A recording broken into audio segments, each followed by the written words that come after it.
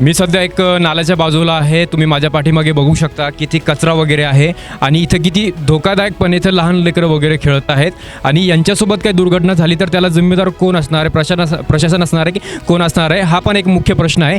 त्यानंतर तुम्ही जर खाली बघितलं तिथं कोणी उभं पण राहू शकत नाही. पावसाळ्यामध्ये स्थानिक जे नागरिक आहेत त्यांचं हे म्हणणं आहे की सगळ्यात जास्ती डेंग्यू आणि मलेरियाचे जर कोणते पेशंट असेल तर ह्या प्रभागामध्ये मिळत असेल, कारण की हा जो नाला आहे इथे मच्छर वगैरे होतात आणि याच्याकडे प्रशासन लक्ष देत नाही आणि त्यामुळे कुठेतरी एकतर मी मागे जसं बोललो की इथे हॉस्पिटल आहे पण तिथे पुरेसा डॉक्टर नाही आहे आणि समस्या पण इथं अनेक आहे. तर अजून पण काही स्थानिक नागरिक आहे पण त्यांच्याकडून जाणून की नाल्याच्या बाजूला ते राहतात तर त्यांना काय काय समस्या आहे, काय सांगा?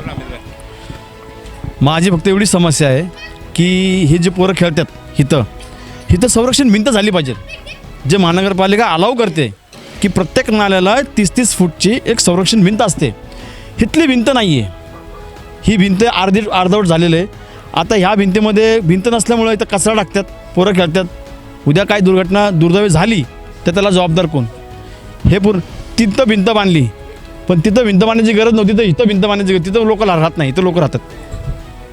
हे त्यांनी कंप्लीट केलं पाहिजे, ज्या काही वर्षापासून झालेलं नाही आहे.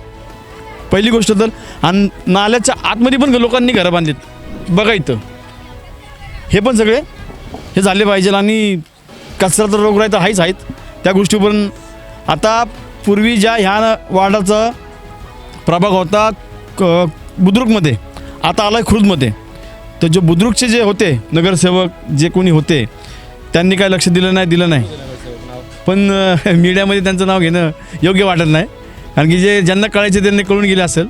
आता इथले जे नगरसेवक आहेत जे आता जे नवीन आलेत ते आश्वासन देतात की आम्ही करू, हे करू, ते करू. त्यांच्या भागामध्ये त्यांनी केलं आहे पण, आणि काही लोक त्या काही ठिकाणी केलेत. आता ते लोक इथे लक्ष घालतात. बघू आता त्यांना पण एक संधी देऊ.